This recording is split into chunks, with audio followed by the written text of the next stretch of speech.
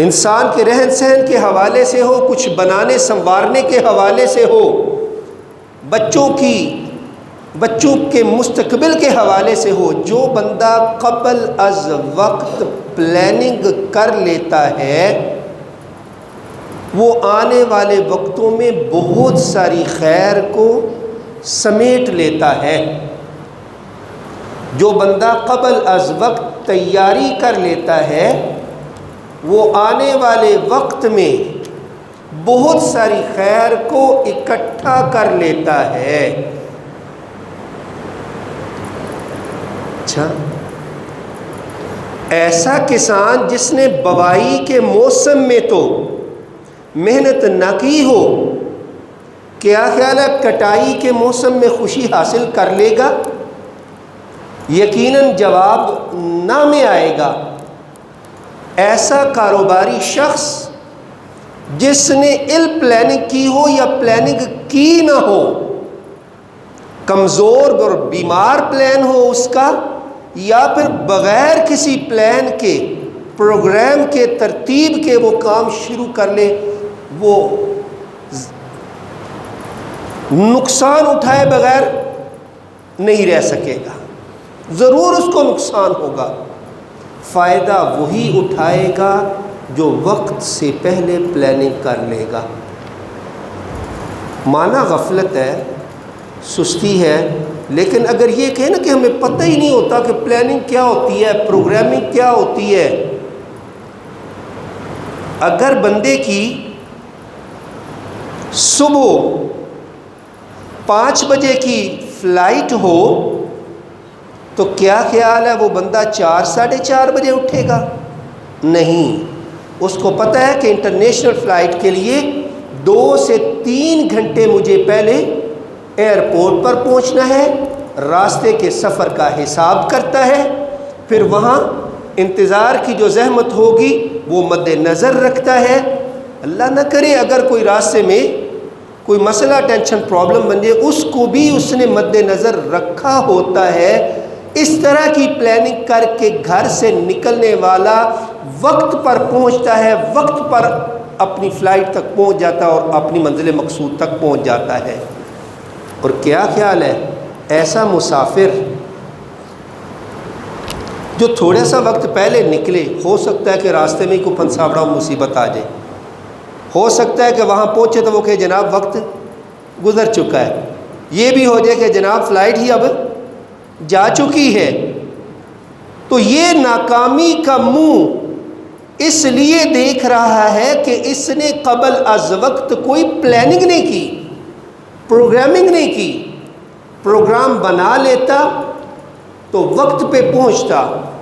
تو میں عرض کر رہا تھا کہ یہ نہیں کہ ہم پروگرام کرتے نہیں، ہر بندہ کرتا ہے۔ آپ کو پتہ ہے لوگ سفر کرنا ہو تو قبل از وقت ساری تیاری بھی کر لیتے ہیں، سامان بھی رکھ لیتے ہیں، ٹکٹیں بھی بک کروا لیتے ہیں، وقت سے پہلے بھی نکلتے ہیں۔ اچھا، بندے کو شادی کے بعد جب اللہ کی طرف سے کوئی خوشخبری کی امید معلوم ہو جائے نا، تو پھر ماں باپ پہلے سے تیاری شروع کر دیتے ہیں ذہنی طور پہ۔ کوئی کپڑے بنا رہا ہے، کوئی جوتے خرید رہا ہے، کوئی جناب بستر خرید رہا ہے، کوئی نام رکھنے کی تیاری میں ہے یا نہیں؟ اس کا مطلب ہے کہ پروگرام ہم جب بناتے ہیں تو قبل از وقت تیاری بھی کرتے ہیں۔ جتنے پروگرام ہیں، کسی شادی کی مثال لے لیں، کتنی دیر پہلے تیاریاں شروع ہو جاتی ہیں۔ کسی کاروبار کی مثال لے لیں، کسی تقریب کی مثال لے لیں، کسی ادارے کے فنکشن کی مثال لے لیجئے، کتنی دیر پہلے تیاریاں شروع ہو جاتی ہیں۔ لیکن افسوس کے ساتھ کہنا پڑتا ہے کہ اگر ہم تیاری کی فکر نہیں کرتے تو وہ دینی معاملات میں نہیں کرتے ہیں۔ دیکھ لیں، نماز کا ٹائم ہے عصر کا جی 4:10 پر، بڑا بھی محتاط کوئی نکلے گا گھر سے، کہے گا اچھا چلو 4:05 پہ نکل جاتا ہوں، 2-4 منٹ میں وہاں پہنچوں۔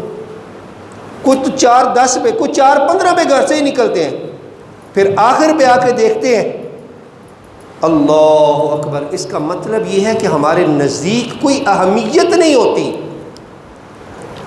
پیپر ہو، الارم لگ جاتا ہے، فجر کی نماز کے لیے الارم کیوں نہیں لگ سکتا؟ اس گھڑی پر، اس موبائل پر لگ سکتا ہے۔ بات ہے ترجیحات کی۔ میں نے ڈیوٹی پہ جانا ہو، میں گھر والوں کو کہتا ہوں کوئی غفلت اور سستی نہ کرے، قبل از وقت اٹھا دیجئے گا، میرے کپڑے تیار کر دیجئے گا، میرا ناشتہ بنا دیجئے گا، اگر مجھے دیر ہو جائے جلدی اٹھا دیجئے گا۔ اس کا مطلب ہے مجھے اپنی ملازمت کی فکر ہے، اس کا مطلب مجھے اپنی سواری کی فکر ہے، اس کا مطلب مجھے اپنی تقریب کی فکر ہے، اس کا مطلب مجھے اپنے کاروبار کی فکر ہے، اس کا مطلب میں مجھے دنیا کے امتحان کی اپنی فکر ہے، اس لیے تو میں اپنے بچوں کو جلدی اٹھاتا ہوں۔ اگر فکر بھلا چکے ہیں تو مذہبی معاملات میں تیاری کی بھلا چکے ہیں۔ دیکھ لیں ہر کام ہمارا لیٹ ہوتا ہے۔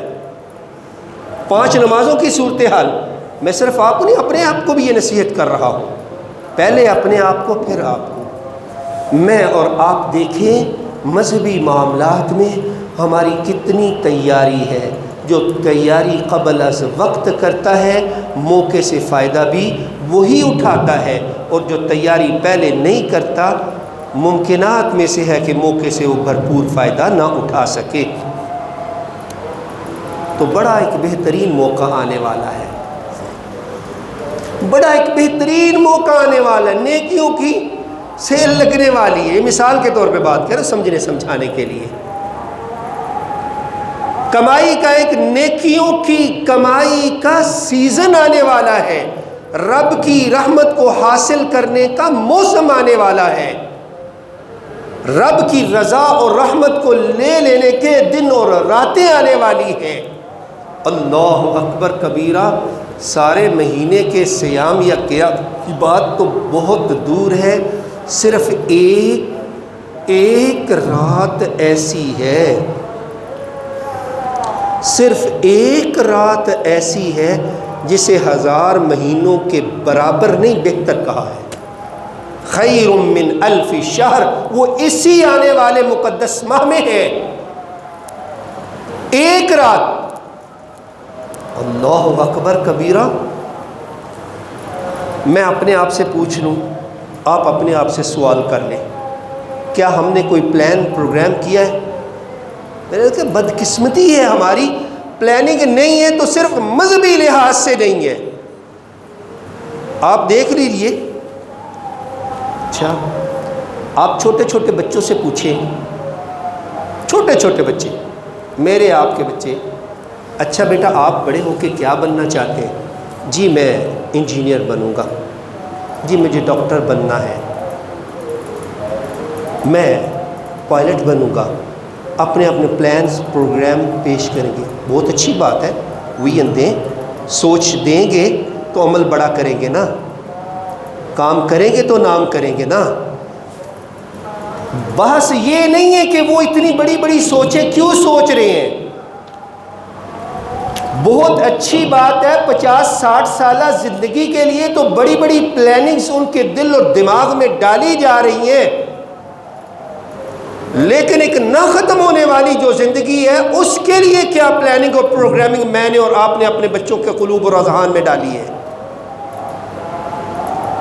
کس نے کہا جی میں اللہ کے پاک پیغمبر صلی اللہ علیہ وسلم کی سنت کو اپنانے کی کوشش کروں گا، میں حدیث کو پڑھنے اور یاد کرنے کی کوشش کروں گا، میں قرآن کے حفظ اور تفسیر کا علم حاصل کرنے کی کوشش کروں گا، جناب میں علماء کی لسٹ میں جانا چاہتا ہوں، میں صحابہ کی طرح بننا چاہتا ہوں، بڑے بڑے قائد، بڑے بڑے لیڈر، بڑے بڑے اسلاف، ان کے کارنامے میں سنتا ہوں میرا دل باغ باغ ہو جاتا ہے۔ میں بھی چاہتا ہوں کہ ہم بھی خالد بن ولید رضی اللہ تعالی عنہ کے نقش قدم پر چلتے ہوئے لیڈر بن جائیں، سپہ سالار بن جائیں۔ کیا خیال ہے؟ کتنی سوچ ہے؟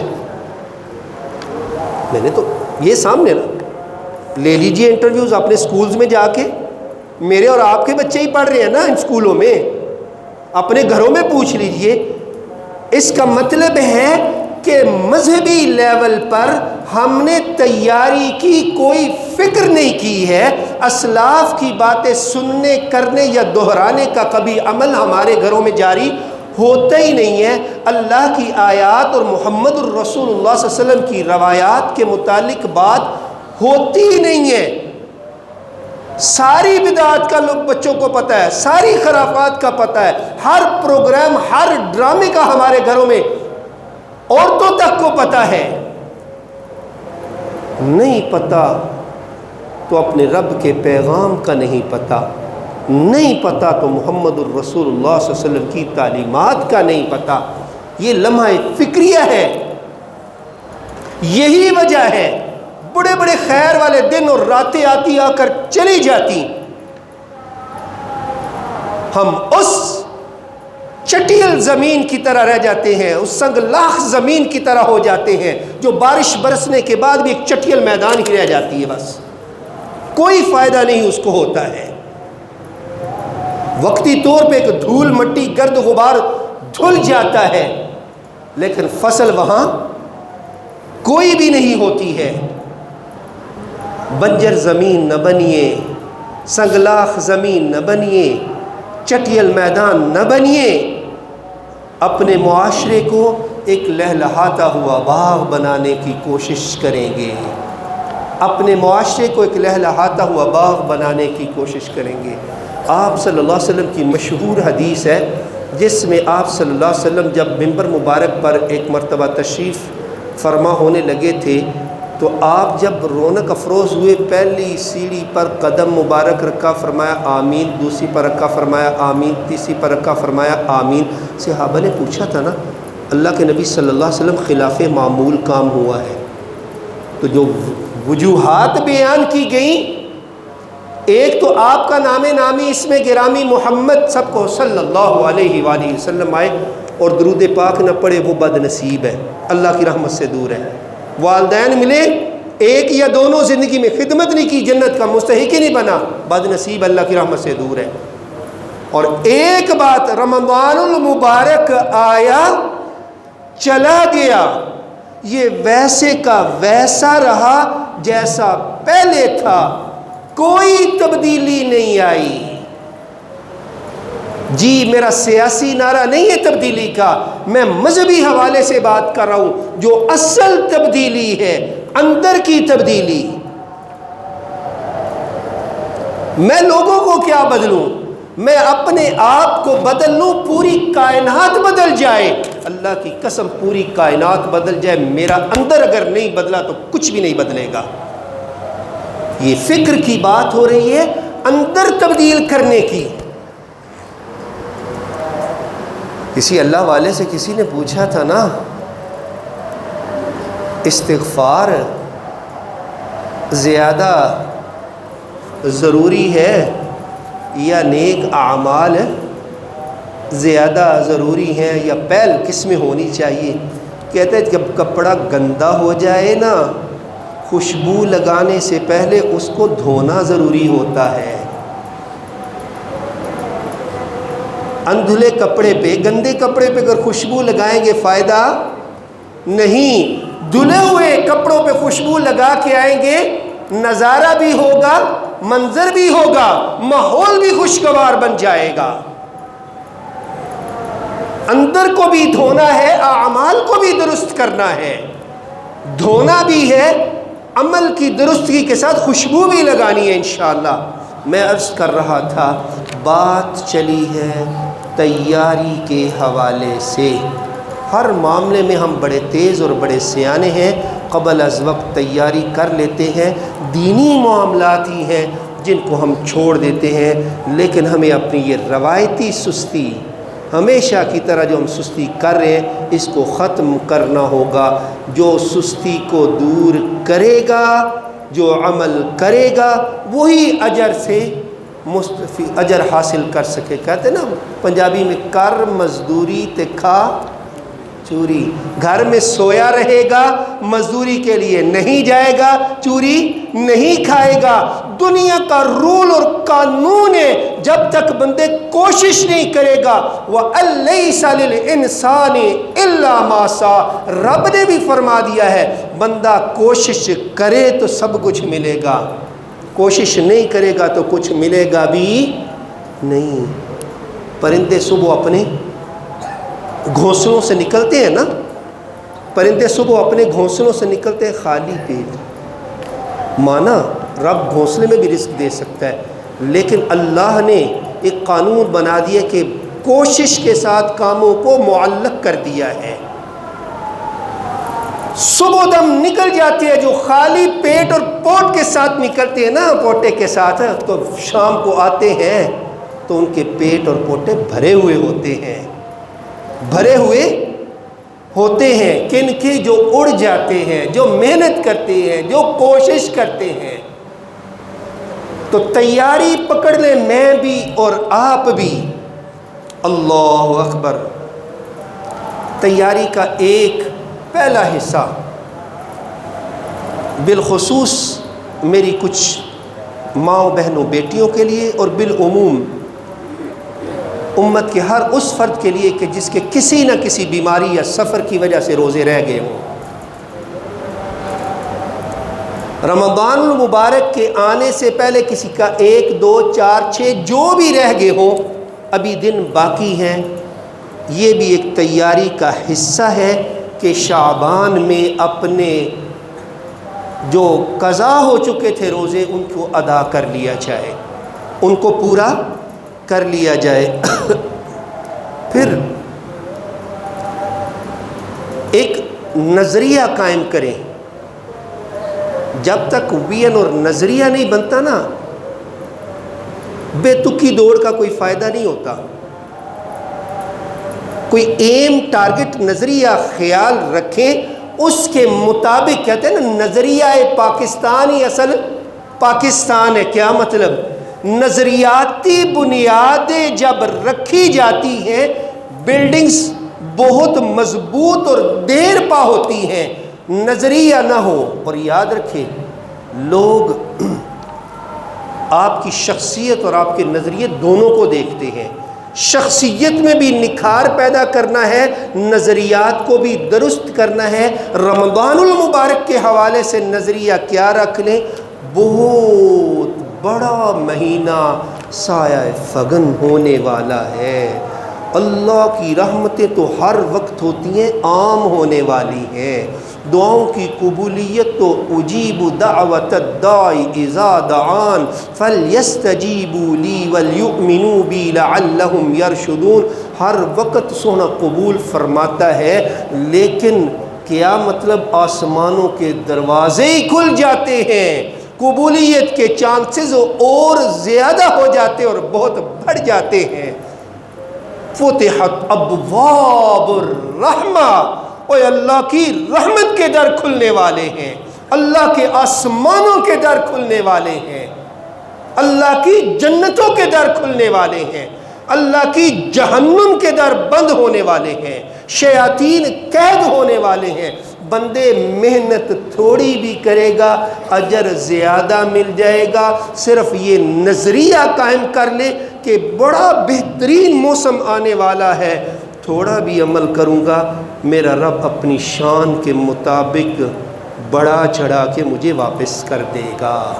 انا انزلناہ فی لیلۃ القدر وما ادراک ما لیلۃ القدر لیلۃ القدر خیر من الف شہر. صرف ایک رات ہی مل گئی نا، 1000 مہینوں سے بہتر. اب کسی کی عمر ہے 1000 مہینے؟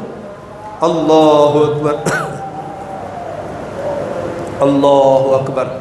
عمریں تھوڑی لیکن اعمال ایسے ایسے بتا دیے کہ جو ہم سے پہلے امتیں گزری جن کی 500 1000 سال بھی عمر تھی، انشاءاللہ اجر میں ان سے بھی بڑھ سکتے ہیں.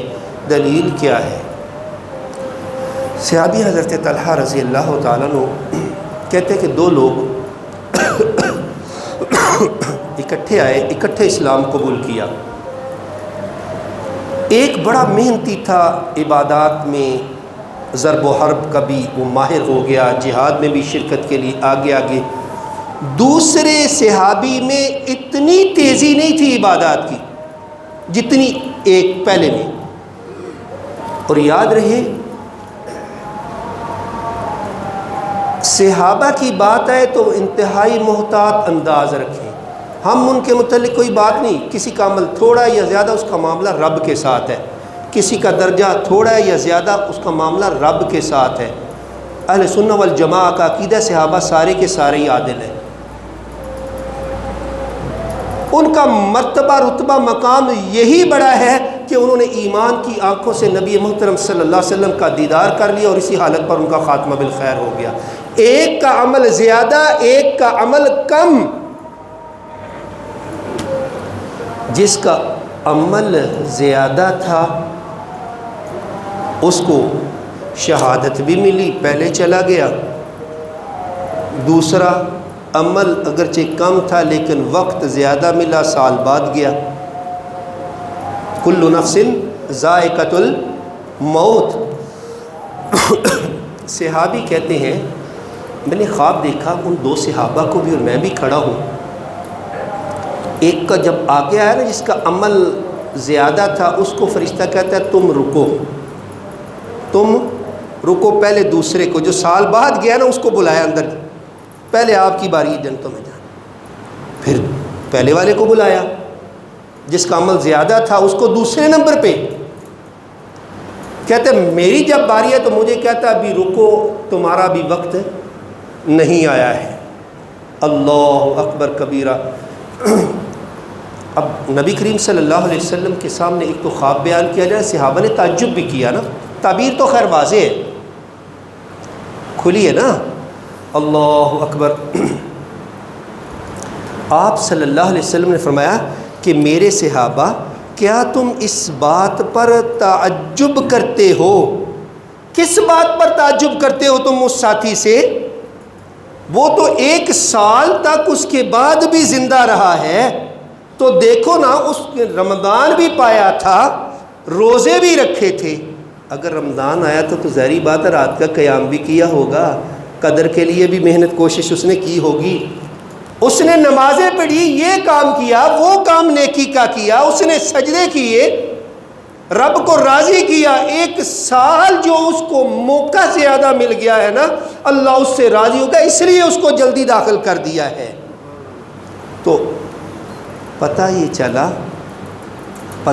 چلا کہ جس کو موقع مل جائے اور پھر وہ موقع سے فائدہ بھی اٹھا لے، جس کو نیکیوں کا سیزن مل جائے اور اس سیزن سے وہ فائدہ بھی اٹھا لے، جس کی زندگی میں رمضان المبارک آ جائے اور وہ کوشش بھی کر لے تو وہ بڑے بڑے اعمال کر کے آگے جا سکتا ہے، بڑے بڑے رتبوں کو جلدی سے بھی حاصل کر سکتا ہے۔ تو یہ نظریہ قائم کریں گے انشاءاللہ، بڑی رحمتوں برکتوں والا مہینہ ہے، انشاءاللہ سستی کمی اور کوتاہی کو دور کریں گے۔ اللہ کا شکر کیا کریں، اللہ کا شکر کیا کریں۔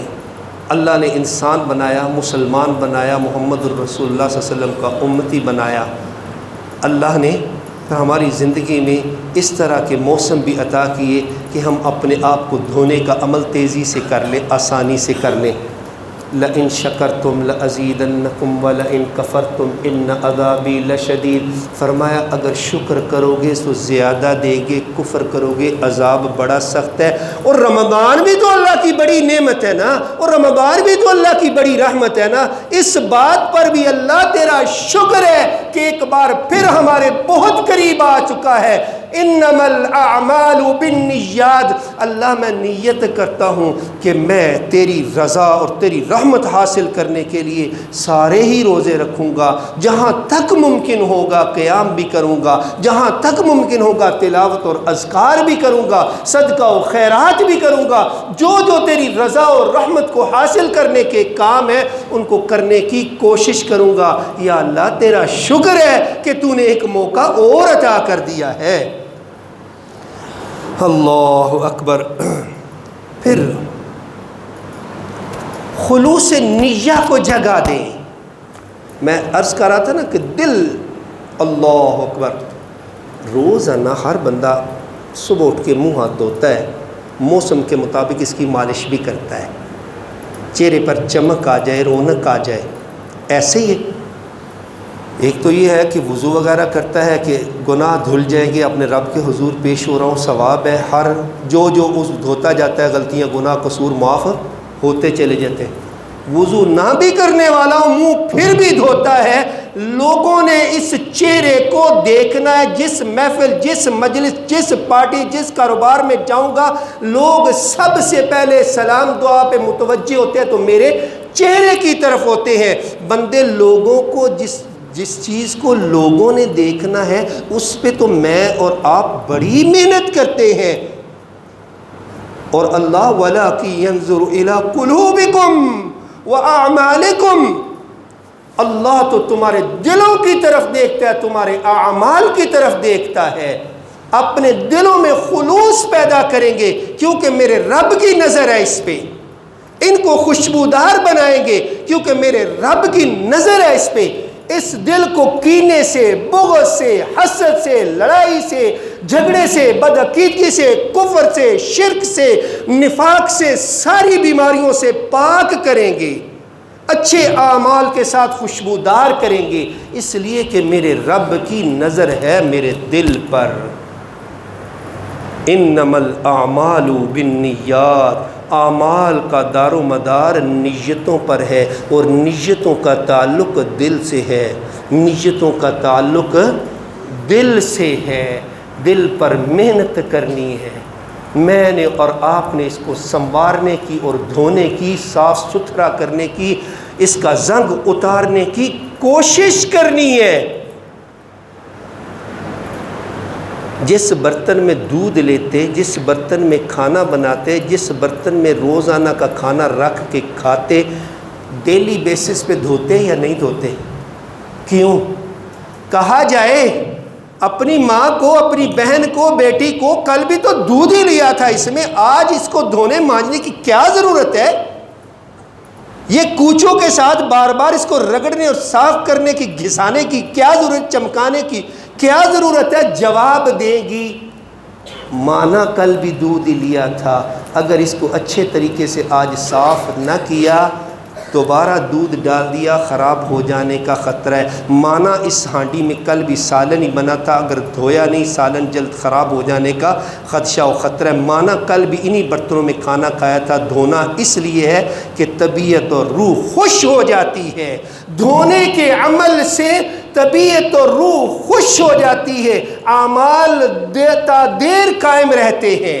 یہ دھونے کا عمل، نیات کو ٹھیک کرنے کا عمل ابھی سے میں اور آپ شروع کر لیں، مقدس ماہ آنے والا ہے۔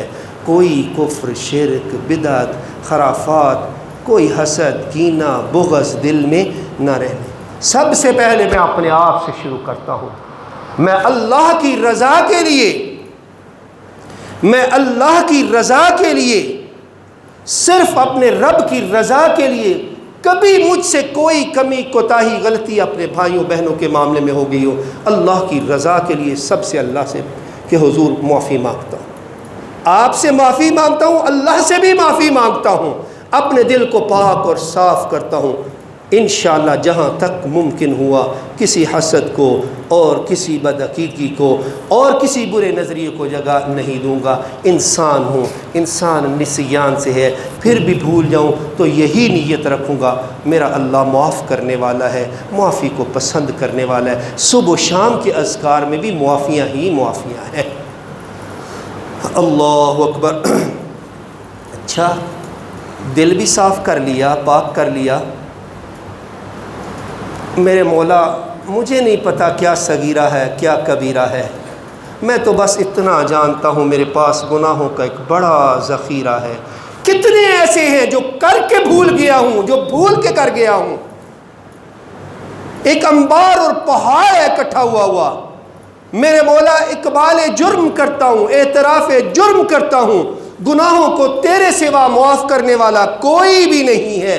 تو نے خود قرآن میں یہ بات کہی ہے، قل یا عبادی الذین اسرفوا علی انفسہم لا تقنطوا من رحمت اللہ ان اللہ یغفر الذنوب جمیعا انہ هو الغفور الرحیم، اے سارے ہی گناہوں کو معاف کرنے والے ہمیں معاف کر دینا، یعنی سابقہ گناہوں پہ اپنے رب سے معافی کا عمل شروع کر دیں، توبہ و استغفار کا عمل شروع کر دیں، زنگ اتارنے کا عمل شروع کر دیں، دھونے کا عمل شروع کر دیں۔ اللہم باعد بینی و بین خطایای کما باعدت بین المشرق والمغرب اللہم نقنی من الخطایا کما ینقی الثوب الابیض من الدنس اللہم اغسل خطایای بالماء والثلج والبرد اللہم انت ربی لا الہ الا انت خلقتنی وانا عبدک وانا علی عہدک ووعدک ما استطعت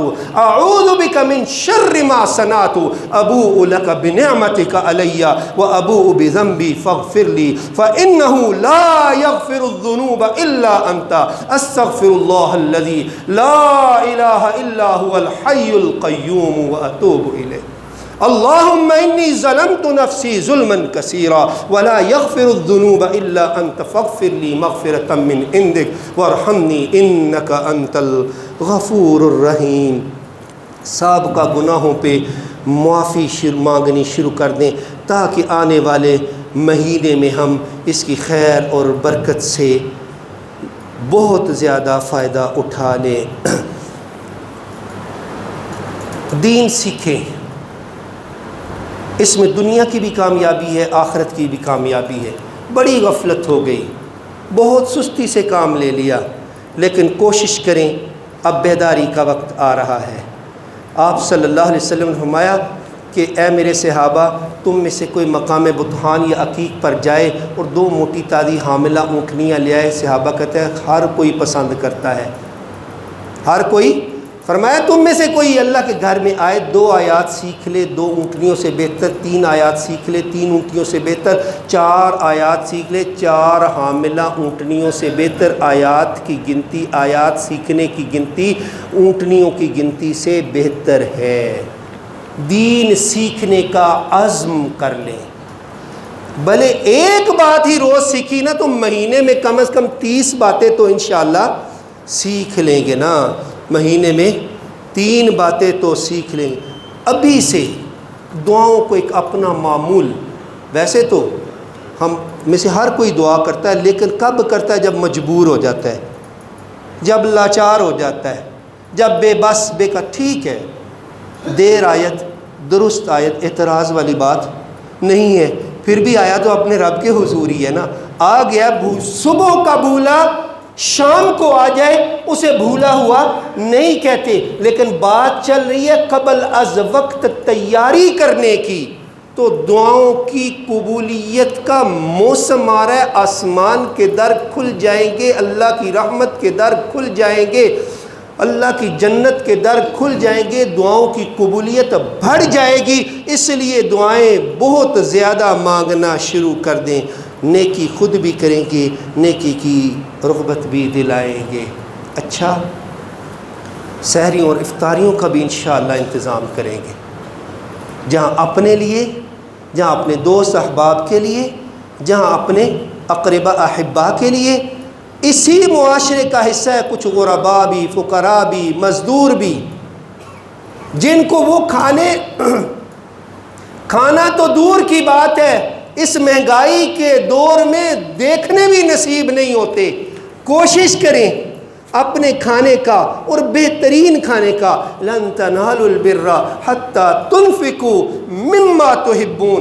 آپ کے دسترخوان پہ تو اجوا لگی ہو، آپ کے دسترخوان پہ تو عنبر لگی ہو، آپ کے دسترخوان پہ تو سکری لگی ہو، آپ کے دسترخوان پہ تو بیرون ملک سے آئی ہو، اور غریب کے دسترخوان پر نارمل قسم بھی نہ ہو۔ میں یہ نہیں کہتا، جتنا ہے اتنے میں سے اتنا صحیح، لیکن نیکی کو اگر حاصل کرنا ہے تو اللہ کی راہ میں بھی وہی کچھ قربان کریں گے، وہی کچھ پیش کریں گے جو اپنے لیے پسند کرتے ہیں۔ اپنی باری آئے تو بھुना हुआ पसंद करता हूँ, लोगों की बारी आए तो लंबे शोरबे वाला. ठीक है, अच्छी कोशिश है, लेकिन जहाँ तक मुमकिन हो इसमें बेहतरी लाने की कोशिश भी करेंगे. मुझे पता है, मेरी नज़रों में है, मेरी उंगलियों पे ऐसे साथी जिन्होंने पिछली मर्तबा भी घरों में भी इंतज़ाम किया, मसाजिद में भी इंतज़ाम किया, अपने कारोबारी मराकज़ पर भी एहतमाम किया. याद दिलाने के लिए, मन दल्ल अला खैरिन फलहु अज्रु मिस्ल फ़ाइलिही, जो किसी को नेकी के रास्ते की दलालत करता है और उसके कहने पर कोई दूसरा नेकी कर लेता है, नेकी का राह दिखाने वाले को भी उतना ही अजर मिल जाता है. अपने अजर की बढ़ोतरी के लिए कह रहा हूँ, इंशाअल्लाह सहरियों का भी इंतज़ाम करेंगे, इस मस्जिद में भी इंशाअल्लाह हम अफ्तारियों का इंतज़ाम करेंगे, और आखिरी हिस्से में तो सहरियों का भी इंतज़ाम होगा, मोतकफ़ीन की भी खिदमत का भी इंतज़ाम होगा. हर बंदा अपनी दुकान पर, अपने कारोबार पर, अपने घर पर, अपने गली मोहल्ले में बिलखुसूस गुरबा फ़ुक़रा मसाकीन का ख्याल रखें. जो फैमिलीज़ गरीब हैं उनके राशन का एक महीने का, अमीर लोगों को क्या होता है 5-10 हज़ार रुपया, 5-10 हज़ार, हो सकता है कि आपके 10,000 की वजह से पूरा महीना खुशियों की लहर दौड़ जाए गुरबा के घर में. हो सकता है कि आपके एक राशन पैक की वजह से पूरा महीना आप सोए भी हो तो आपके अकाउंट में नेकियां आ रही हैं. इंशाअल्लाह इसकी भी कोशिश करेंगे. ये आमाल की कबूलियत का सीज़न आ रहा है. रमज़ान मुबारक में जिनको अल्लाह ने माल दिया, कोशिश करें अल्लाह के घर की ज़ियारत के लिए जाए. रमज़ान में उम्रे का बड़ा सवाब है. एक हदीस में तो आता है हज के बराबर सवाब है. एक हदीस में आता है आप सल्लल्लाहु अलैहि वसल्लम के साथ हज करने का सवाब है. दिन कीमती आने वाले हैं, तैयारी कर लें. बाकी जितने मामला ना जो मार्केट्स में हमने अपनी शॉपिंग वापिंग और ये उस तरह की चीज़ें, कोशिश करें इस तरह के काम रमज़ानुल मुबारक से पहले कर लें, ताकि उन बाबरकत साथ से पूरी तरह भरपूर अंदाज में हम फ़ायदा उठा लें. अल्लाह हमें अमल की तौफ़ीक़ अता फ़रमाए. आमीन या रब्बल आलमीन.